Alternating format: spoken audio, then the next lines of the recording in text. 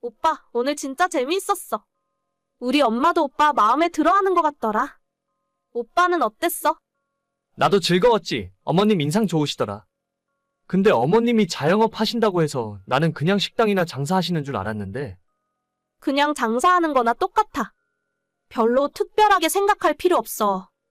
그렇긴 하지. 근데 나 이런 걸 완전 처음 경험해 보는 거라서 당황했어. 내가 뭔가 어머님 앞에서 실수한 건 없지? 아까 집에 있던 그걸 뭐라고 하는 거야? 뭐 어떤 거? 신당? 나도 뭐 엄마가 일하는 거 옆에서 보기만 했으니까 잘은 모르는데. 장군님 모시는 신당이야. 엄마가 가끔 제사도 드리고 그러는 곳이지. 나랑은 상관없는 거라서 사실 잘은 몰라. 아, 그렇구나. 나는 진짜 처음 보는 거라 아까 많이 당황했어. 자기가 그냥 자영업 하신다고만 말을 해서 무속인이라고는 상상도 못했다. 진짜 나 뭐 실수한 거 없지? 없다니까. 뭘 몇 번이나 물어봐. 옛날부터 친구들한테 엄마 무당이라고 하면 신기해하고 무서워하는 애들도 있어서 이래저래 귀찮은 일이 많이 생기더라고. 그래서 그냥 누가 엄마 직업 물어보면 자영업 한다고 해버려? 오빠한테는 나중에 사실대로 말을 해줘야지 생각은 하고 있었는데. 어쩌다 보니 이렇게 됐네. 괜히 이것 때문에 생각 달라진 건 아니지? 당연히 아니지. 어머님은 어머님이고 너는 너니까. 근데 내가 진짜 이런 걸 잘 몰라서 물어보는 건데. 나중에 너도 어머님 하는 일 이어받아서 할 수도 있는 거야? 아, 오빠가 그것 때문에 걱정이었구나. 내가 신내림 받을 수도 있냐고? 걱정하지 마. 엄마가 그러는데 나는 아예 그런 게 없대. 사람들이 신기라고 하잖아. 예민한 사람들은 일반인 중에서도 뭔가 보이고 그런 사람들이 있다고 하던데. 난 우리 엄마 옆에서 20년 넘게 살면서도 한 번도 뭐가 보인 적이 없더라. 엄마가 나보고 너는 장군님 신이 몸에 들어왔다 나가도 모를 정도로 둔해서 이쪽 일은 재능이 전혀 없다고 했어. 그렇구나. 어머님도 대단하시다. 난 이런 게 진짜로 하시는 건 줄 몰랐거든.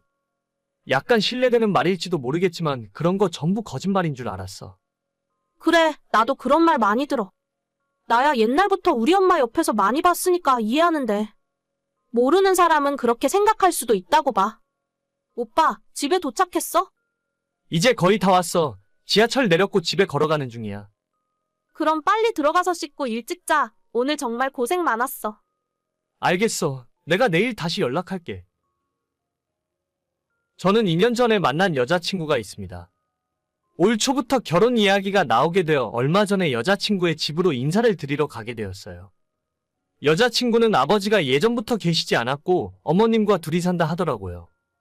별다른 사전 정보 없이 자영업을 하신다고만 들어서 그렇게 알고 있었는데 막상 집에 도착해보니 평범한 가정집이 아니었습니다. 집안에 신당이 있었고 작두를 비롯해서 영화나 드라마 속에서만 보던 물건들이 집안에 잔뜩 있었습니다. 저는 평소에 미신 같은 걸 전혀 믿지 않기 때문에 이런 곳에 한 번도 가본 적이 없었는데 누가 봐도 무속인의 집이라는 걸 한눈에 알 수 있었어요. 생각지도 못했던 상황에 엄청나게 당황을 했지만 막상 여자친구와 어머님은 이런 일에 익숙한 사람들처럼 평범하게 저를 대하셨습니다. 그래서 저도 별일 아니라 생각했고 오히려 편견을 깨는 계기가 되었다고 생각합니다. 제 부모님은 그 이야기를 듣고 조금 걱정을 하긴 했지만 저와 여자친구 관계만 괜찮으면 상관없다 말씀하셨고 얼마 후 양가 부모님들 상견례 약속까지 잡았습니다. 이대로 순조롭게 풀릴 거라 생각했지만 문제는 그 다음에 일어났습니다.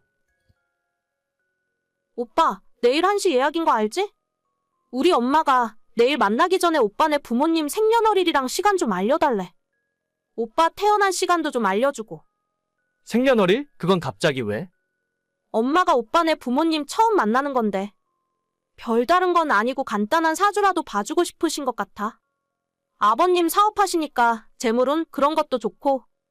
아, 근데 우리 가족은 점 같은 건 한 번도 본 적이 없는데 부모님도 별로 그런 것에는 관심이 없으셔서. 그냥 재미로 하는 거지 뭐. 내일 부모님들 처음 만나면 서로 어색할 텐데. 그런 이야기라도 하면 좀 편해지지 않겠어? 그런가? 그러고 보니 좀 어색할 것 같기도 하고. 잠깐만 기다려봐. 내가 카톡으로 우리 가족 생일 정리해서 보내줄게. 태어난 시간까지는 잘 모르는데 부모님한테 한번 물어볼게. 아니야, 시간까지 잘 모르면 그냥 날짜만 알려줘. 어차피 재미로 보는 거니까. 상견례를 하기 전부터 저희 식구의 생년월일을 알려달라 하더라고요. 조금 이상한 생각이 들긴 했지만 여자친구 어머니 직업이니 그럴 수도 있다 싶었어요. 잠시 후에 여자친구에게 우리 식구 생일을 정리해서 보내줬고 다음날 상견례까지 다 마쳤지만 왠지 그 자리에서 사주에 대한 이야기는 전혀 한마디도 없었습니다. 그쪽에서 말을 안 하는데 제가 먼저 물어보기도 그렇고 약간은 어색한 분위기에서 대충 상견례 자리를 마무리했어요. 이럴 거면 뭐하러 생일을 물어봤던 건가 하는 생각이 들던 차에 상견례가 끝나고 부모님과 함께 집에 돌아오는 길에 여자친구에게 연락이 왔습니다. 오빠, 오늘 고생 많았어. 그런데 우리 엄마가 이 결혼은 안 하는 게 나을 것 같다더라. 나도 고민 많이 했는데 지금은 엄마 말을 듣는 게 좋을 것 같아. 뭐? 갑자기 그게 무슨 소리야? 방금 상견례 했는데 결혼을 못 하겠다고? 응, 그냥 그렇게 됐어. 솔직히 나는 오빠랑 헤어지고 싶지 않은데. 내가 엄마랑 같이 살고 있고 지금도 엄마 도움 많이 받고 있는 상황에서 엄마가 하는 말을 듣는 게 나을 것 같더라고.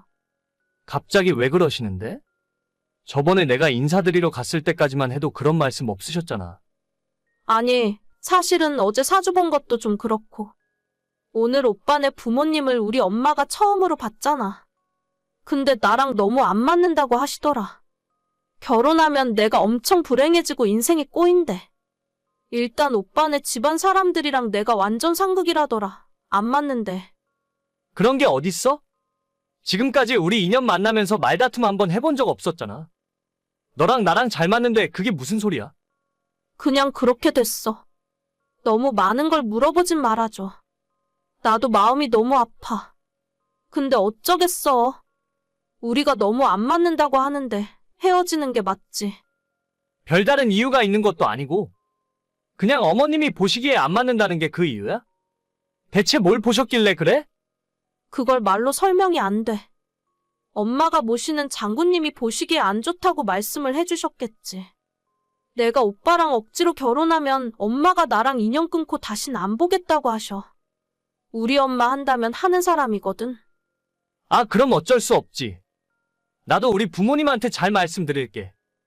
근데 진짜 이게 맞는 건지 모르겠다. 평생 지금까지 엄마 말만 들으면서 살아왔고. 그래서 한 번도 후회한 적 없었던 것 같아. 이번에도 엄마 말 들을 거야. 그래, 너가 그렇게까지 말하는데 나도 더 이상 뭐라 할 말이 없네. 그냥 여기서 끝내자, 우리.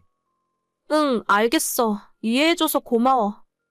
아참, 오빠. 우리 엄마가 이 말 전해달라 하더라. 오빠 올해 운전 조심해.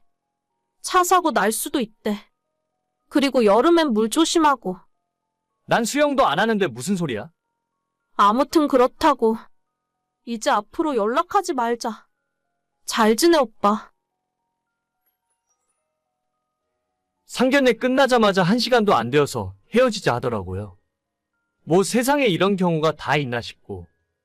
그 이유도 제가 듣기에는 너무나 황당했어요.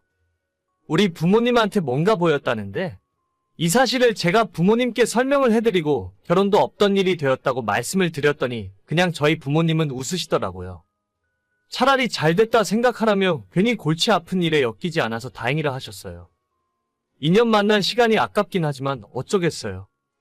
지금 와서 생각해보니 억지로 결혼을 한다고 해도 저런 사람들과 가족이 된다는 것이 순탄치는 않을 것 같습니다. 잘 끝났다고 생각하려고요. 앞으로 더 좋은 사람 만날 수 있는 액땜 했다 치고 잊어버리겠습니다. 오늘의 사연은 여기까지입니다. 구독과 좋아요, 알람 설정은 많은 힘이 됩니다.